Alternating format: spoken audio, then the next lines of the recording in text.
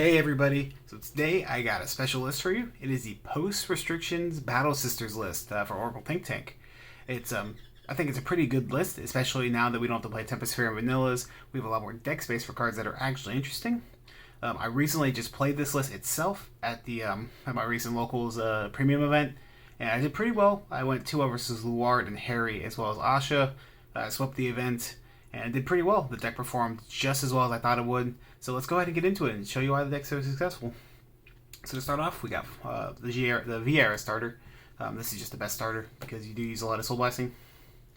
And onto the grade 3s, we got, let her strangle away, 4 copies of Battle Sister Fromage. This is just still your best, this is your best Vanguard. Draw 2 plus a protect marker as well as a skill for turn 3. Although the way we play the deck now, we don't go right up to grade 3 on turn 3 much anymore. As far as going first, we try and fight for that first stride. But this card is very, very good. You can stack defensives to make sure their first stride isn't nearly as impactful, and you can just draw a bunch of cards to say extremely safe, as well as a protect marker being very good for your Oracle skills. Moving on, we got 4 copies of the Goddess of the Sun, Amaterasu. We are moving to the Amaterasu Caligo build, but that's just because Battle Sisters just benefits greatly from this card all around. Revealing to get your 10k and a crit really helps your aggression game plan, it helps your kill turn game plan, letting you keep your opponent at lower damage to have, not having to give them too much higher damage to kill them with Ichi without checking crits. This gives you a much more consistent, stable game plan, as well as it being, a decent card on rear itself. This card's really, really good, especially with the rest of the cards in the deck that synergize with it. I'm very surprised Caligo survived the Banlist to let us, abuse it. So grade 2s, 4 copies of Battle Sister Trifle. This card is still very, very good. Counterblast 1, look at the top 3. If you see the Battle Sister, call it, and you stack the rest on top of your deck. So with cards like Goddess of the Sun, you're able to call certain Battle Sisters that will let you check the top card of the deck, revealing the Goddess, binding it, and then getting extra effects. As well as it gets 5k when you check your deck, being a good aggression piece. This card's really good. It pluses you, and it gets you stacking. So it lets you play the grade 2 game exceptionally well, because you can stack triggers or stack defensives to make your opponent's turn just do nothing. So this enables a really strong grade 2 game. As well as the next card, 4 copies of Battle Sister Macaron. Just when you check your deck, you get 10k. Really, really good for fighting your opponent early, because they can't stop your power gain effects. You just call them, check the deck, and then you get huge power, huge columns, and it's really hard for them to guard. So a lot of times you're forcing them to move up to 3. And versus some decks, you don't like to do that because some grade 3s are really, really strong. But versus decks like Harry, or decks that really require Generation Break like Luard, Luard's a good grade 2 deck, but I think this is slightly better. You can really punish those decks and go into your strike first. And for the new edition, we have Battle Sister Choquette. It's a good card because you get to stack your grade 3, and you can reveal a Goddess of the Sun to give it 10k and a crit plus the extra 5k, making it a 24k with a 2 crit Vanguard swing. A lot of times it forces a PG out of your opponent because they don't know if you stack the crit behind it if you use your other skills. This leads to a clock that your opponent doesn't really expect going in first, because if you use a skill and forces your opponent PG out, then you can Caligo, go into Momo, and then just kill them outright from 2 damage. This card is really, really good the more I've tested it. The consistency it has, as well as the power from stacking a Goddess, is really, really useful.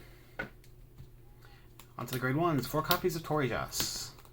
This card is still insanely good, being a 13k booster pretty much the entire game, as well as an attacker if you're running low on cards. Also, its effect, you just place and draw a card, basically, revealing a card and adding a Battle Sister, being flexible to just reveal it, and then you may add it. So if you check a Battle Sister crit or heal and you want to keep that, you can just leave it on top, and your opponent knows they have to deal with a trigger this turn. This card is very, very good. 4 copies always.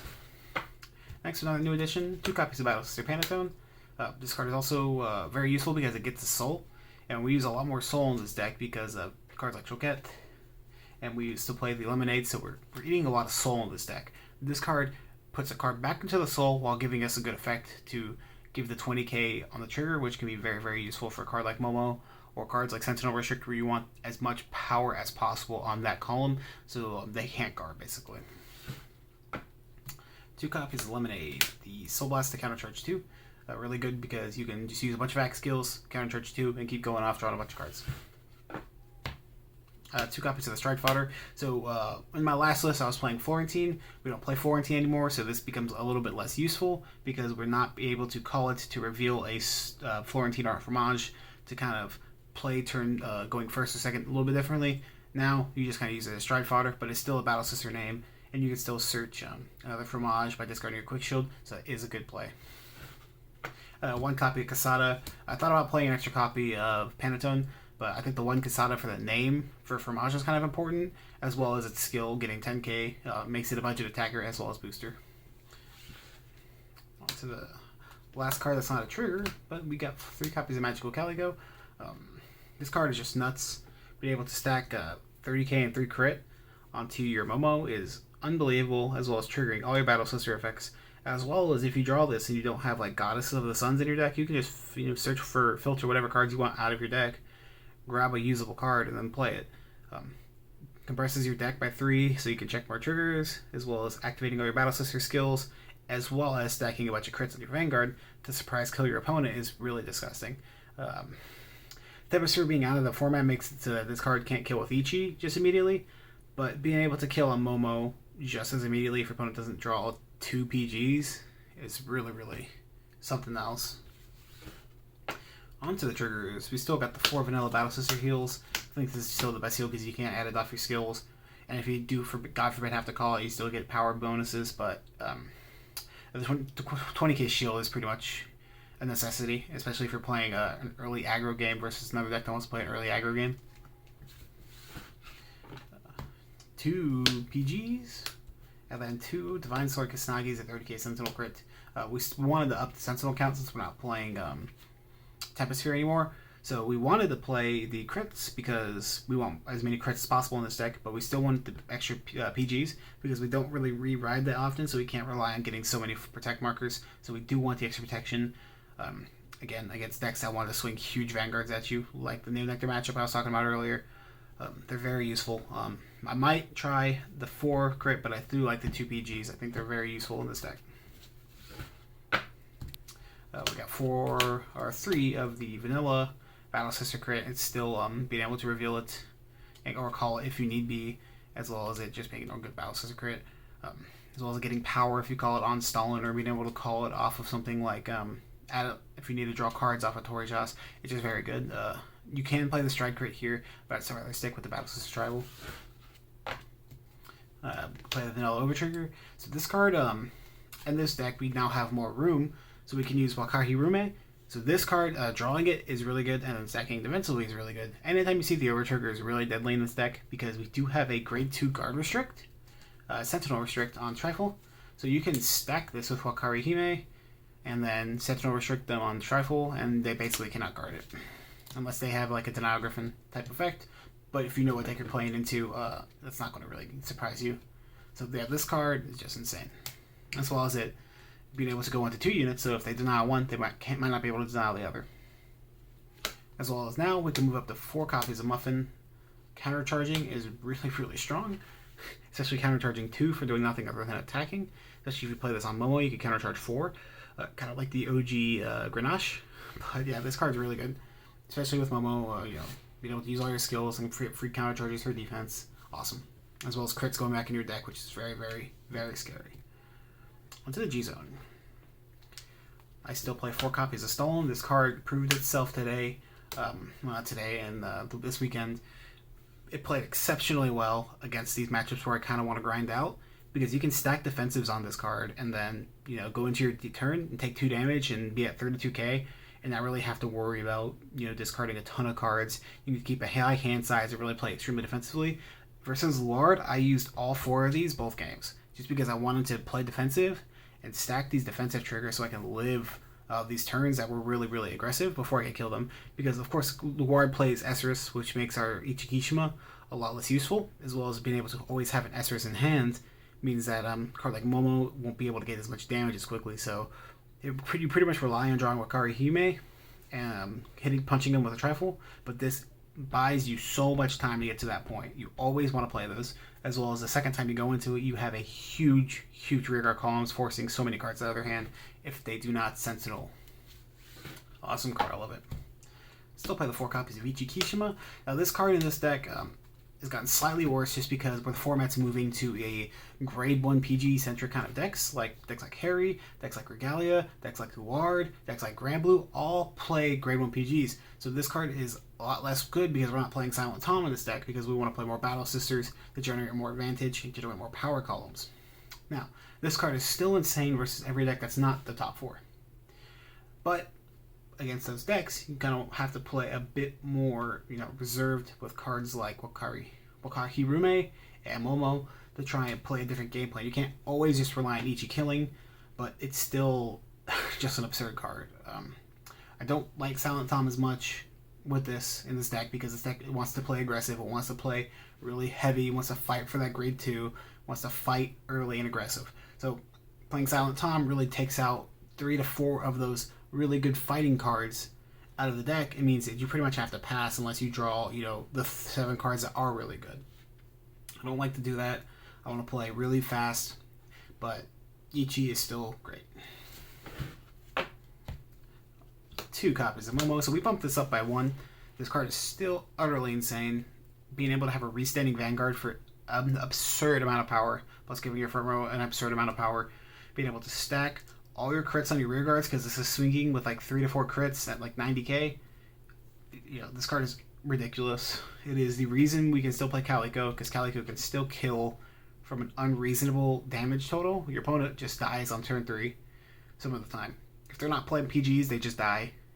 If they have to PG early because you're swinging with a bunch of crits and they know you are, they're just gonna die. This card is so absurd. I love it. The reason we're not playing more is because we are playing the Wakahirume. Stacking the Overtrigger on top of a Sentinel Restrict is insanely strong for finishing out games. A lot of times they can't stop it if you have another crit. So you know another crit's on top of the deck.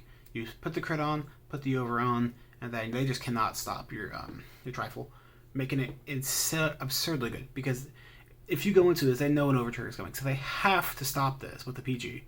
So if you know they can stop this, they're not going to be able to stop the other one that's 100 million. So that's why we play the grade 0 PG, or the grade 0 PG, the normal Overtrigger, the generic one basically. People playing the Lepisto combo with a Keter Overtrigger I think is a bit too slow. It's a bit too much of a reach. You have to go into this, plus have the open counterblast, plus have Muffin, plus have Lepisto, plus continuously check triggers with Lepisto. I think it's a little too convoluted to realistically be better than just Sentinel restricting them, but this card is still extremely useful in that circumstance. G-Guards. So play the original 2 Bavarios and 2 Goddess. There's not much better G-Guards in this deck than these 2, and this entire clan basically. And this card is especially good now because you can stack Goddess of the Sun and then reveal it with Bavarios, and then get 10k by binding it, and say you second a trigger under it, you can boost up your Vanguard by 20k with only taking 1 damage.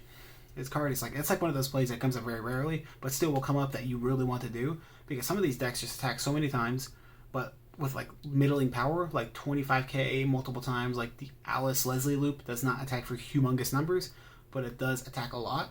So this can just negate that entire loop if you just stack Goddess crit. It's super good, especially getting to draw the card as well. And of course, this is really good as well. This for being a 25k shield that gives you a soul, because we do eat a lot of soul in this deck. So, anyways, that about wraps it up. This deck was insanely fun. It worked exceedingly well. It blew my expectations away by how consistently that deck performed, by how powerful the deck felt. I was able to kill so many people just on turn 3 with Calico Momo. It's just something that, even if you're ready for it, if you don't open well enough, it's just going to kill you. And it's something that you can track by checking their PG, by checking their drops, by checking their drives, by remembering how the flow of the game goes. Because most people don't hold these grade 1 PGs. They don't hold their PGs for that effect. If they play against this deck, they might learn to, going into games 2 and 3, but it's typically not how the game goes. So if you can kill them on turn 3, you absolutely can. Super cheesy, but you can also play a late grind game with cards like Stolen, with cards like Ishii, continuously grinding your opponent out of their resources while being able to continuously, put crits back into your deck, stack your Overtrigger, get so many easy pluses off cards like Fromage. I think this card this deck itself is just very, very strong. Oracle Think Tank really did get away with murder on the last ban list, so I think any Oracle Think Tank deck, go out and play them. I think this clan is really strong, especially Battle Sisters, but I want to see more people play OTT. Really, really fun deck. And anyways, thanks guys for watching. I really enjoy making these kind of videos, so any kind of feedback you can give me. I want to start posting more on this channel. I said I was, but I got busy with work. But leave a comment, for the algorithm so other people can see this deck, and let me know what you guys think, and if you tested the deck, how you guys did. But as far as for me, that'd be all. Have a good day, guys. See ya.